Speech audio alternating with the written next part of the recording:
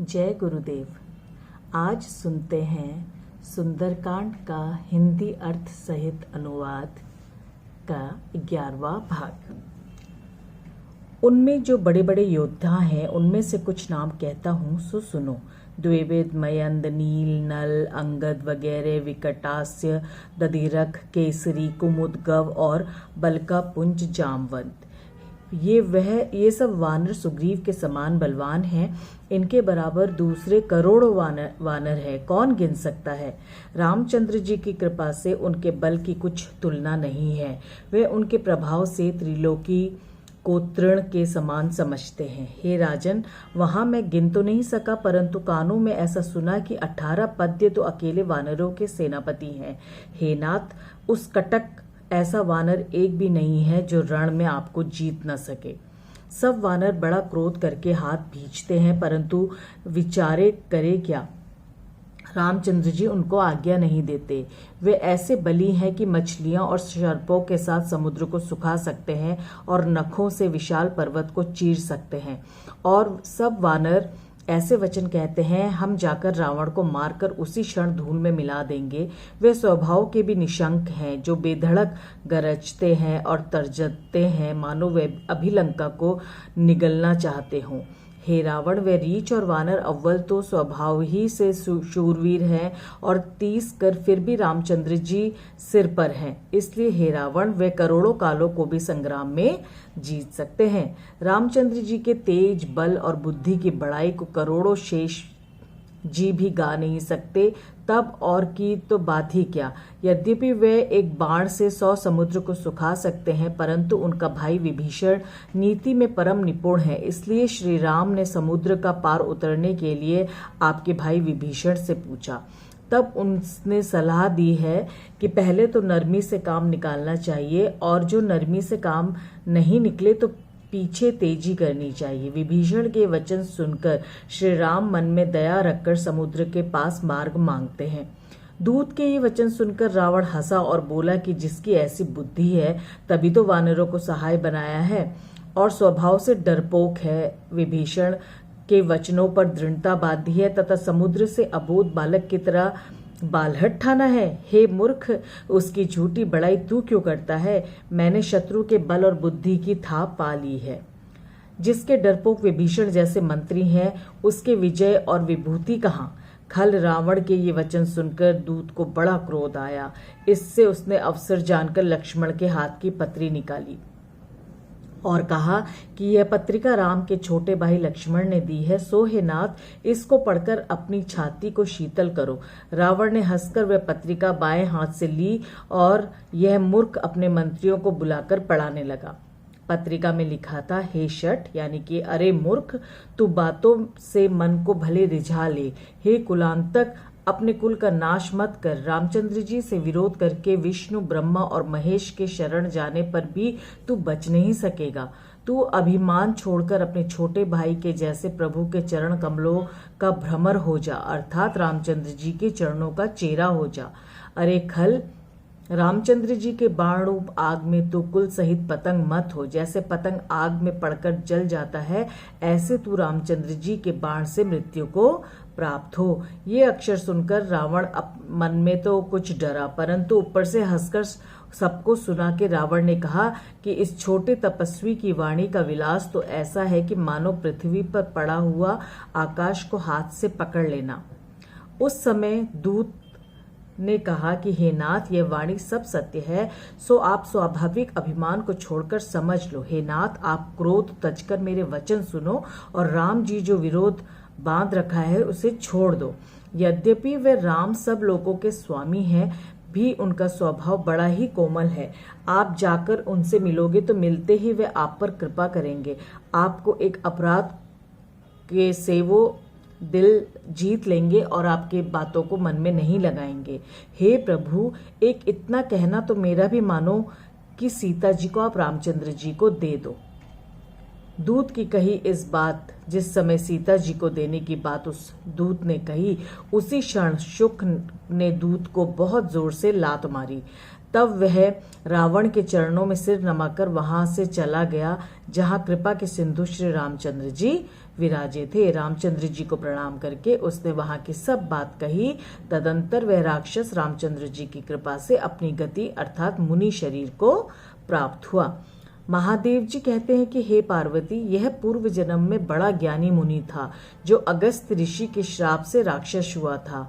यहाँ रामचंद्र जी के चरणों को बारंबार नमस्कार करके फिर अपने आश्रम को गया। समुद्र पार पर रामचंद्र जी का क्रोध।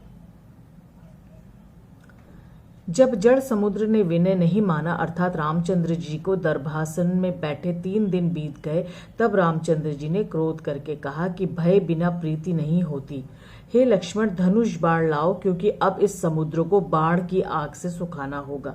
देखो, इतनी बातें सब निष्काम जाती है। शठ के पास विनय करना, कुटिल आदमी से प्रीति रखना, स्वाभाविक कंजूस आदमी के पास सुंदर नीति का कहना, ममता से भरे हुए जन के पास ज्ञान की बात कहना, अति लोभी के पास वैराग्य का प्रसंग चलाना, क्रोधी के पास समता का उपदेश करना, कामी लपट के पास भगवान की कथा का प्रसंग चलाना और ऊसर भूमि में बीज बोना, ये सब बराबर है।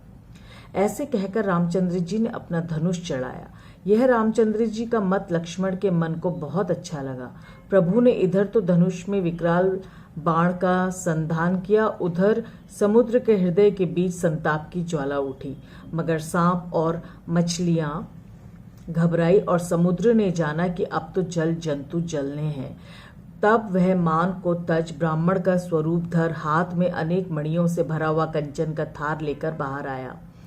कभू शुंडी ने कहा कि हे गरुड़, देखो, केला काटने से ही फलता है। चाहे दूसरे करोड़ों उपाय कर लो और खूब सींच लो, परंतु बिना काटे नहीं फलता। ऐसे ही नीच आदमी विनय करने से नहीं मानता, किंतु डांटने से ही मानता है। समुद्र ने भयभीत होकर प्रभु के चरण पकड़े और प्रभु से प्रार्थना की कि हे प्रभु, मेरे सब अपराध क्षमा करो।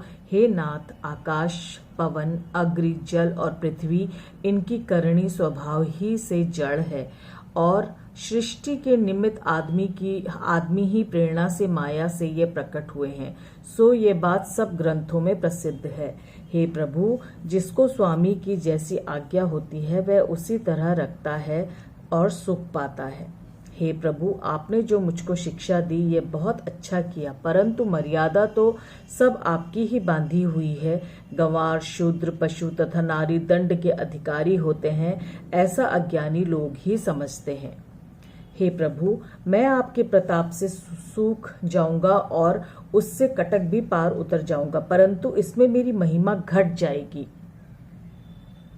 और प्रभु की आज्ञा का उल्लंघन भी नहीं कर सकता। सो ये बात वेद में गाई है। अब जो आपको जचे वही आज्ञा देवे, मैं उसके अनुसार शीघ्र करूंगा। समुद्र के ऐसे अविनित वचन सुनकर मुस्कुरा कर प्रभु ने कहा कि हे तात, जैसे यह हमारा वानर का कटक पार उतर जाए वैसा उपाय करो। रामचंद्र जी के ये वचन सुनकर समुद्र ने कहा कि हे नाथ, नील और नल ये दोनों भाई हैं। नल को बचपन में ऋषियों से आशीर्वाद मिला हुआ है, इस कारण हे प्रभु, नल का छुआ हुआ भारी पर्वत भी आपके प्रताप से समुद्र पर तैर जाएगा। नील और नल दोनों बचपन से खेला करते थे। 100 ऋषियों के आश्रम में जाकर जिस समय मुनिलोग शालिग्राम की पूजा कर आंख मूंद ध्यान में बैठते थे, तब ये शालिग्राम को लेकर समुद्र में फेंक देते थे। इससे ऋषियों ने शाप दिया कि नल का डाला हुआ पत्थर नहीं डूबेगा। सो यही शाप इसके वास्ते आशीर्वादात्मक हुआ। हे प्रभु, मुझको जो कुछ बन सकेगा वह अपने बल के अनुसार आपकी प्रभुता को हृदय में रखकर मैं भी सहायता करूंगा। हे नाथ, आप इस समुद्र में सेतु बांध दीजिए कि जिसको विद्यमान देखकर त्रिलोकी में लोग आपकी सुयश को गाते रहेंगे। हे नाथ, इसी बाण से आप मेरे उत्तर तट पर रहने वाले पाप के पुंज दुष्टों का संहार करो। ऐसे दयालु रणधीर श्री रामचंद्र जी ने सागर के मन की पीड़ा को जानकर उसको तुरंत हर लिया। समुद्र रामचंद्र जी के अपार बल को देखकर आनंद पूर्वक सुखी हुआ। समुद्र ने सारा हाल रामचंद्र जी को कह सुनाया, फिर चरणों को प्रणाम कर अपने धाम को सिधारा। समुद्र तो ऐसे प्रार्थना करके अपने घर को गया। रामचंद्र जी के भी मन में यह समुद्र की सलाह भा गई। तुलसीदास जी कहते हैं कि कलयुग के पापों को हराने वाले रामचंद्र जी का चरित्र मेरी जैसी बुद्धि है वैसा मैंने गाया है, क्योंकि रामचंद्र जी के गुणगान ऐसे हैं कि वे सुख के तो धाम है, संशय के मिटाने वाले हैं और विषाद को शांत करने वाले हैं।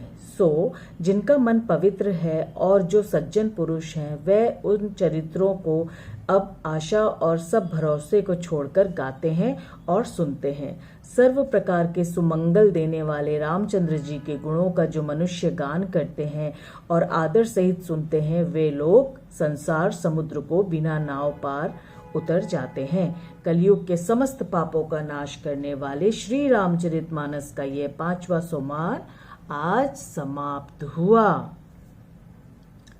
भक्तजनों, आज हमने 11वां पाठ पढ़ा जो कि समाप्त हो गया, और कुछ पंक्तियां मैं आपको ये बताना चाहूंगी अंत में कि सुंदरकांड पढ़ने का लाभ क्या होता है।